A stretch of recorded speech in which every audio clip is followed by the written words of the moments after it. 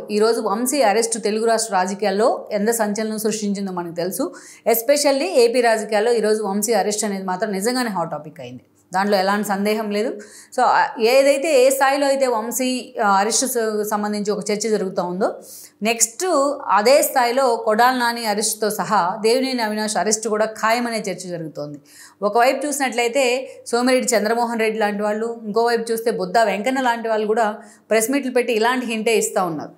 ఇంకోవైపు చూసినట్లయితే మొన్నటి వరకు క్యాడర్లో ఒక అసహనం ఉంది. టీడీపీ ఆల్రెడీ గ్రేస్ పీరియడ్ పూర్తి చేసుకుంది. కూటమి సర్కార్ ఆల్రెడీ 7 నెలలు పూర్తి కూడా అయింది ప్రభుత్వ పాలనకు సంబంధించి. సో ఈ 7 నెలల కాలంలో పూర్తి స్థాయిలో పార్టీ అధిష్టానం కానీ, అదేవిధంగా కూటమి సర్కారుకు సంబంధించిన పెద్దలు కానీ సైలెంట్గా ఉన్న వ్యవహారం క్యాడర్లో కొంత అసంతృప్తి ఉంది. చంద్రబాబు నాయుడు పాలనకు సంబంధించి ఎవరికి కూడా ఎలాంటి డౌట్స్ లేవు. సో మిగతా మంత్రుల పెర్ఫార్మెన్స్కి సంబంధించి కూడా ఎక్కడ విమర్శలు అంతగా లేవు.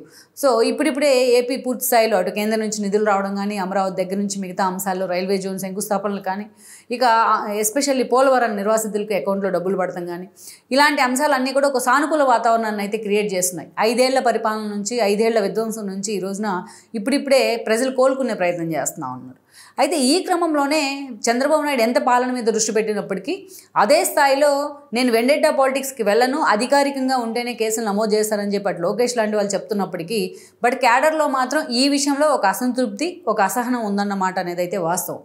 ఏదైతే వంశీ లాంటి వాళ్ళనో, కొడాలి నాని లాంటి వాళ్ళనో, పార్టీలో ఉన్న నేతలతో సహా పార్టీలో ఉన్న మహిళల్ని కూడా, పార్టీకి సంబంధం లేని వాళ్ళని కూడా రోడ్డు మీదకి లాక్కొచ్చిన పరిస్థితిని అయితే ఆ క్యాడర్ నిజంగానే దాన్నింటినీ 5 ఏళ్ల పాటు భరిస్తూ వచ్చింది. అందుకే క్యాడర్లో ఆ స్థాయిలో అసంతృప్తి ఉంది. ఎందుకు వంశీ లాంటి వాళ్ళని, అవినాష్ రెడ్డి లాంటి వాళ్ళని, కొడాలి నాని లాంటి వాళ్ళని ఎందుకు బేర్ చేస్తుంది ఈ ప్రభుత్వం అనేది.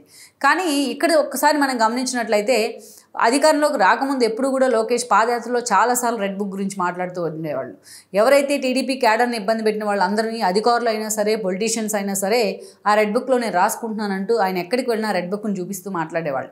ఇంక్లూడింగ్ ఈరోజు వైఎస్ఆర్సీపీ ప్రతిపక్ష హోదా కూడా లేకుండా టీడీపీ అధికారంలోకి వచ్చిన పరిస్థితుల్లో మాటకు ముందు జగన్మోహన్ రెడ్డి రెడ్ బుక్ రాజ్యాంగం పేరుతో దాన్ని హైలైట్ చేస్తూ ఉన్నారు.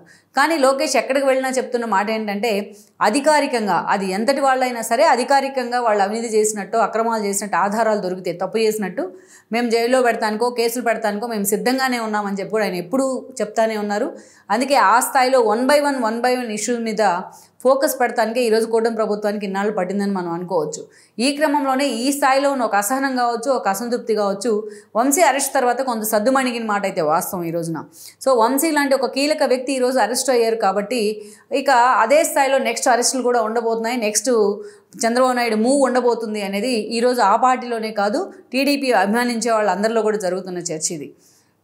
ఈ క్రమంలోనే ఈరోజు ప్రధానంగా వినిపిస్తున్న పేర్లు ఏంటంటే అటు కొడాలి నాని, అండ్ దెన్ వంశీ తర్వాత అండ్ దెన్ దేవినేని అవినాష్. అంతేకాదు రోజా లాంటి వాళ్ళ పేరు కూడా ప్రముఖంగానే, ద్వారంపూడి లాంటి వాళ్ళ పేర్లు కూడా ప్రముఖంగానే వినిపిస్తున్నాయి. అయితే ముందు మనం వీళ్ళ ముగ్గురు గురించి చెప్పుకుంటే వీళ్ళ ముగ్గురికి చాలా వీళ్ళ ముగ్గురికి చాలా దగ్గర సంబంధాలు ఉన్నాయి, దగ్గర పోలికలు కూడా ఉన్నాయి. ముగ్గురు కృష్ణా జిల్లా నుంచి రిప్రజెంట్ చేస్తున్న వాళ్ళే. ముగ్గురు తల్లిపాలు దాగి రొమ్ముగుద్దిన చందా తరహాలోనే వ్యవహరించారు. అంతేకాదు వీళ్ళ ముగ్గురిది కూడా కమ్మ సామాజిక వర్గమే.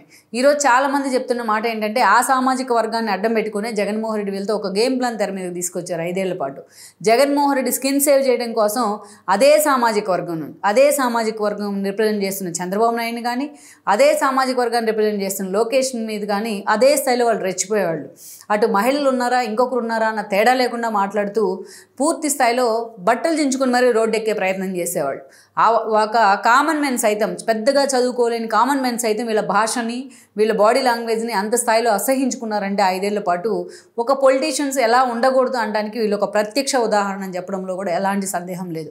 సో అందుకనే ఆ స్థాయిలో వైఎస్ఆర్సీపీలో చాలామంది నేతలు ఉన్నారు. ఒక 500 మంది దాకా ప్రామినెంట్ పర్సనాలిటీస్ ఉంటారు. ఎమ్మెల్యేలు కానీ, ఎక్స్ ఎమ్మెల్యేస్ కానీ, మంత్రులు కానీ, మాజీ మంత్రులు, ఎంపీస్, అట్లా పనిచేసిన వాళ్ళు, సుదీర్ఘకాలం ఇతర పార్టీలో ఉన్న వాళ్ళు చాలామంది ఉన్నారు.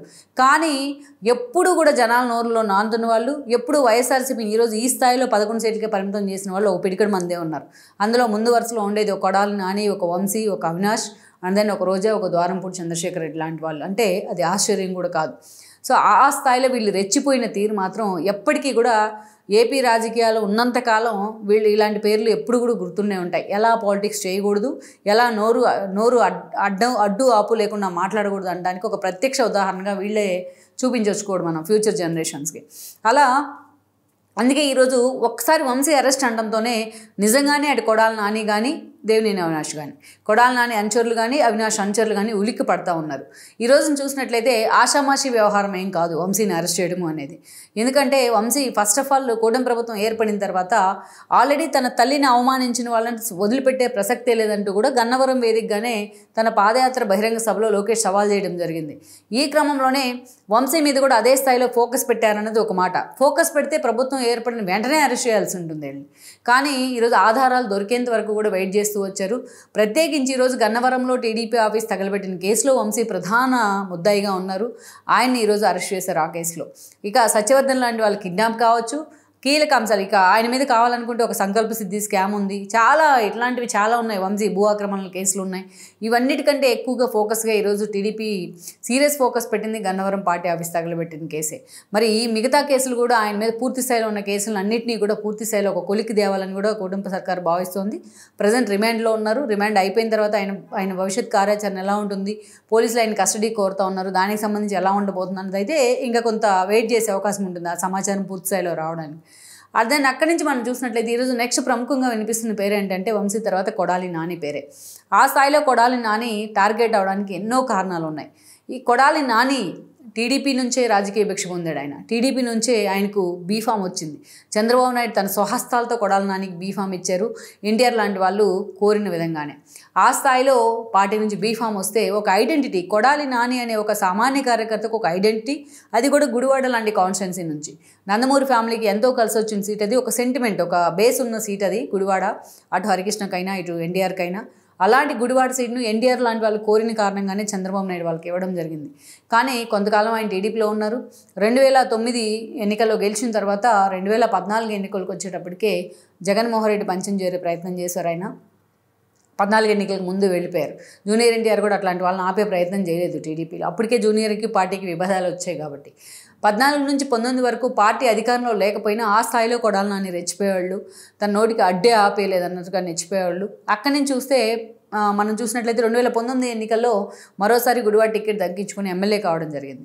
సివిల్ సప్లై శాఖ మంత్రి పదవి ఇచ్చారు ఆయనకి జగన్మోహన్ రెడ్డి తన ఫస్ట్ క్యాబినెట్లోనే. పార్టీ అధికారంలో ఉంది, జగన్మోహన్ రెడ్డి సీఎం అయ్యారు, ఆయన మంత్రి అయ్యారు, ఎమ్మెల్యేగా ఉన్నారు. దాన్ని నిజంగానే ఆయన నోరంటే గట్టు తెగిన గోదావరి అని అనుకోవాలి. బూతులతో కొడాలి నాని రెచ్చిపోయిన తీరు కానీ, ఆ బూతుల్ని ఎండార్స్ చేసే విధంగా ఆయన ఎన్నోసార్లు మాట్లాడిన తీరు కానీ, చంద్రబాబు నాయుడు పేరు ఎత్తితేనే ఒంటికాలతో వెళ్ళే పరిస్థితి కానీ మనం చూస్తూ వచ్చాం. మనం ఇక్కడ ఒక విషయం ఏంటంటే కొడాలి నాని లాంటి ఒక వ్యక్తి తన స్థాయిని మర్చిపోయాడని, ఎమ్మెల్యే, సీనియర్ ఎమ్మెల్యే అని. గుడివాడ లాంటి ఒక నందమూరి ఫ్యామిలీకి సెంటిమెంట్ అయిన స్థానం నుంచి నేను రిప్రజెంట్ చేస్తాను అనే విషయాన్ని కూడా మర్చిపోయారు. సివిల్ సప్లైస్ శాఖ లాంటి అత్యంత కీలకమైన పదవి అది. ఎందుకంటే ప్రజలతో ఎప్పుడు కూడా యాక్సెస్ ఉండే శాఖ అది. అలాంటి ఆ శాఖ మీద పూర్తిగా అవగాహన లేదు, అవగాహన ఉండాలన్న విషయం కూడా ఆయనకి గుర్తులేదు. ఎప్పుడూ కూడా బూతులు మాట్లాడడానికి, జగన్మోహన్ రెడ్డిని సేవ్ చేస్తున్నానో, జగన్మోహన్ రెడ్డి దగ్గర మెప్పు పొందాలనో కొడాలి నాని మాట్లాడిన మాటలు ఏవైతే ఉన్నాయో అవన్నీ కూడా ఈ రోజున ఒకసారి మనం రీకాల్ చేసుకున్నా, ఒకసారి టీవీలో వేసుకొని చూసుకున్నా మనుషులు అయిన వాళ్ళు ఎవరు కూడా దాన్ని చూడలేదు. అంతం మొత్తం ఆశాంతం కూడా ఆ స్థాయిలో బూతులు మాట్లాడడం, వాడిని ఎండార్స్ చేయడం, అది ఎవడైనా సరే అదే స్థాయిలో ఆయన రెచ్చిపోవడం.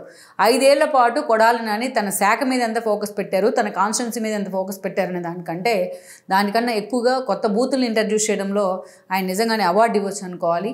చిన్నపిల్లలు సైతం కొడాలి నాని ఫోటో కనిపిస్తే టీవీ కట్టేసే పరిస్థితికి ఆయన దిగజారిపోయారంటే మనం అర్థం చేసుకోవచ్చు. సో అలాంటి కొడాలి నాని తాను అధికారాన్ని కోల్పోతే, అంటే జగన్ అధికారాన్ని కోల్పోయి చంద్రబాబు నాయుడు సీఎం అయితే ఆయన బూట్లు పాలిష్ చేస్తా అంటూ మాట్లాడారు. ఈరోజు వెనిగళ్ల రాము లాంటి ఒక ఎక్స్పీరియన్స్ లేదు కొడాలి నానితో పోలిస్తే, రాజకీయ అనుభవం తక్కువ. అలాంటి వెనిగళ్ల రాము చేతిలోనే ఆయన ఓడిపోవడం జరిగింది, అంత సీనియర్ ఎమ్మెల్యే కూడా. ఈరోజు ఆయన ఆక్యుపై చేసిన శరత్ థియేటర్ లాంటివి కూడా మళ్ళీ వెనక్కిస్తూ ఉన్నారు వెనిగళ్ల రాము. అంతేకాదు లోకల్గా ఆయన చేసిన అక్రమాలు కూడా ఒక్కొక్కటి బయటకు వస్తూ ఉన్నాయి. ఎక్కడెక్కడో చూసినట్లయితే మనం వైజాగ్ లాంటి చోట నుంచి ఆయన మీద కేసులు పడుతూ ఉన్నాయి. అంతకుముందు క్యాసినో నిర్వహించి ఏ స్థాయిలో టీడీపీ నేతల మీద దాడులు చేసిన విషయం కూడా ఇప్పుడు ఒక్కొక్కటి వెలుగులోకి వస్తున్నాయి ఆయన అక్రమాలు. అయితే వీటన్నిటికంటే అత్యంత పకడ్బందీగా కొడాలి నాని ఫిక్స్ అయిపోతుంది కూటమి ప్రభుత్వం అన్న వార్తలు అయితే కొన్ని బయటకు వస్తున్నాయి. అది కూడా ఏం కేసు అంటే సివిల్ సప్లైస్ శాఖ కేసు. మొన్న మనం చూసాం, కూటమి ప్రభుత్వం ఏర్పడంతో సివిల్ సప్లైస్ మినిస్టర్గా ఉన్న నాదెండ్ల మనోహర్ ద్వారంపూడి గోడౌన్లకు వెళ్ళడం జరిగింది. అక్రమీయం నిల్వలకు సంబంధించి ఆ స్థాయిలో అది రప్చర్ అయింది. అక్కడి నుంచి చూస్తే మొన్న పవన్ కళ్యాణ్ కాకినాడలో సీజ్ ద షిప్ అనే వ్యవహారం కూడా ఏ స్థాయిలో వెళ్ళింది వెళ్ళిందో మనం చూసాం. అక్కడి నుంచి చూసినట్లయితే పేర్ని నాని, కొడాలి నాని చాలా క్లోజ్ అసోసియేట్స్, చాలా దగ్గర ఫ్రెండ్స్, వాళ్ళిద్దరు చాలా సన్నిహితులు. ఆయన ఐఎన్పిఆర్ మినిస్టర్గా ఉంటే కొడాలి నాని సివిల్ సప్లైస్ శాఖ ఉన్నారు కాబట్టి ఆయన వాళ్ళ సతీమణి పేరుతోని పేర్ని నాని ఆయన గోడౌన్లు తెరిపించి ఆ గోడౌన్లో బియ్యం నిల్వలు పెట్టి ఈరోజు అవన్నీ మాయమయ్యాయంటూ కూడా మాట్లాడుతూ ఉన్నారు. మాయమైపోయిన వాటికి లెక్కలు చెప్పమంటే డబ్బులు మేము మళ్ళీ తిరిగి చెల్లిస్తామంటుంటే ఈరోజు కూటమి సర్కార్ చాలా సీరియస్గా తీసుకుని వాళ్ళిద్దరి మీద కేసులు నమోదు చేసిన పరిస్థితి అయితే ఉంది. విచారణ కూడా ఎదుర్కొంటూ ఉన్నారు. పైకి పేర్ని నాని మాత్రమే ఇక్కడ మనకు కనిపిస్తున్నారు, పేర్ని నాని దంపతులు.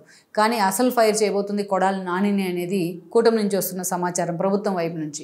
ఎందుకంటే అత్యంత కీలకమైన సివిల్ సప్లై శాఖ మినిస్టర్గా కొడాలి నాని ఉన్నారు. కొడాలి నానికి తెలియకుండా చీమ కూడా బయటకు వెళ్ళే అవకాశం లేదు. అలాంటి కొడాలి నాని తన క్లోజ్ ఫ్రెండ్ అయిన పేర్ని నానికి ఏ స్థాయిలో లబ్ధి చేకూర్చారు, అందుకు ఆయన పొందిన ప్రతిఫలం ఎంత అనేది ఇంకా పూర్తి స్థాయిలో అసలు లెక్కలు తేలాల్సి ఉంది. అందుకే ఈ కేసులో కొడాలి నాని జైలుకు వెళ్ళే అవకాశం ఉందనేది బయటకు వస్తున్న సమాచారం. ఇక వేరే అవినాష్ని మనం చెప్పుకుంటున్న అవినాష్ని తీసుకున్నట్లయితే అవినాష్ తండ్రి నెహ్రూకి ఏ స్థాయిలో పొలిటికల్ అఫిలియేషన్ ఉందో మనకు తెలుసు. అటు టీడీపీ నుంచి, కాంగ్రెస్ నుంచి పలు కీలక పదవుల్లో ఆయన పనిచేశారు. రంగా ఎపిసోడ్లో ఏ స్థాయిలో ఆయన పేరు పూర్తి స్థాయిలో జనంలో నాంటూ వచ్చిందో కూడా మనకు తెలుసు. రాష్ట్ర విభజన తర్వాత టీడీపీ అధికారంలోకి వచ్చిన పరిస్థితుల్లో ఆయన టీడీపీలోకి రావడం జరిగింది. టీడీపీలో ఆయన పూర్తి స్థాయిలో పదవులు అనుభవించకుండానే పాపం ఆయన హార్ట్ స్ట్రోక్తో మరణించారు. అలాంటి పరిస్థితుల్లోని తండ్రి లేని బిడ్డగా ఎలాగైతే రామ్మోహన్ దగ్గరికి తీశారో చంద్రబాబు నాయుడు అదే స్థాయిలో దేవినేని అవినాష్ని ప్యాంపర్ చేస్తూ వచ్చారు. తెలుగు యువత రాష్ట్ర అధ్యక్షుల బాధ్యతలు ఇవ్వడం జరిగింది. ఆయన కూడా అదే స్థాయిలో పనిచేశారు. దెన్ కొడాలి నాని లాంటి ఒక వ్యక్తి మీద ఎలాంటి ఎక్స్పీరియన్స్ లేని దేవినేని అవినాష్ని తీసుకెళ్ళి నిలబెట్టే ప్రయత్నం చేశారు 2019లో. కానీ కొడాలి నాని చేతిలో ఆయన ఓడిపోవడం జరిగింది. ఓడిపోయిన రెండో రోజే అదే కొడాలి నానితో వెళ్ళి దేవినేని అవినాష్ జగన్మోహన్ రెడ్డి సమక్షంలో వైఎస్ఆర్సీపీలో చేరారు. ఒక్కసారి వైఎస్ఆర్సీపీ జెండా కప్పుకున్నారో లేదో మొత్తం తన యాటిట్యూడే మారిపోయింది. అప్పటి నుంచి కూడా అనేక రకాలుగా లోకేష్ను, చంద్రబాబు నాయుడిని టార్గెట్ చేస్తూ వార్తల్లో ఉండేవాళ్ళు. అంతేకాదు ఏకంగా పార్టీ ఆఫీస్ మీద దాడికి వెళ్ళే నిందితుడిగా ఈరోజు ప్రధాన నిందితుడిగా ఆయన ఉన్నారు. ఆయన మీద ఆల్రెడీ లుకౌట్ నోటీసు కూడా జారీ అయిన పరిస్థితుంది.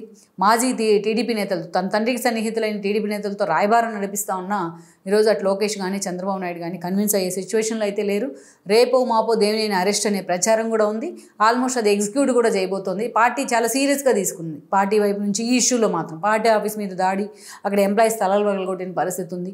సో ఆ కేసులో మాత్రం అవినాష్ పూర్తిగా అయితే ఫిక్స్ కాబోతున్నారు అనేది మనకున్న సమాచారం. ఓవరాల్గా మనం చూసినట్లయితే వీళ్ళు ముగ్గురికి సిమిలారిటీస్, ఒకే పార్టీ నుంచి వీళ్ళు ఎదిగారు. తల్లిపాలు తాగి రొమ్ము గుద్దిన విధంగా ఒకేలాగా చేశారు. ఒకరిని 1 by 1 ఒకేలాగే వీళ్ళంతా కూడా కమ్మ సామాజిక వర్గానికి చెందిన వాళ్ళే, ఒకే పార్టీ నుంచి వచ్చిన వాళ్ళే, సో మూలాలు ఉన్న వాళ్ళే. సో ఇన్ని సమీకరణాలు ఉన్నాయి వాళ్ళ ముగ్గురికి సంబంధించి. సో ఈరోజు జైలు విషయంలోనూ అరెస్ట్ విషయంలో కూడా ఇదే సిమిలారిటీస్ అయితే వాళ్ళని ఫాలో చేయించిపోతుంది కూటమి ప్రభుత్వం. సో మొత్తానికి మనం చూసినట్లయితే పూర్తి స్థాయిలో వీళ్ళు జగన్మోహన్ రెడ్డి అండ చూసుకొని రెచ్చిపోయిన తీరు ఈరోజు వాళ్ళ రాజకీయ భవిష్యత్తును కూడా బ్లాక్లో పెట్టే పరిస్థితులు అయితే తీసుకురాబోతున్నాయి. మొత్తానికైతే ఇది వాళ్ళ సెల్ఫ్ గోల్ అని చెప్పుకోవడంలో కూడా ఆశ్చర్యం లేదు. ఈ వీడియో మీకు నచ్చినట్లయితే please share, like and subscribe R24 Telugu.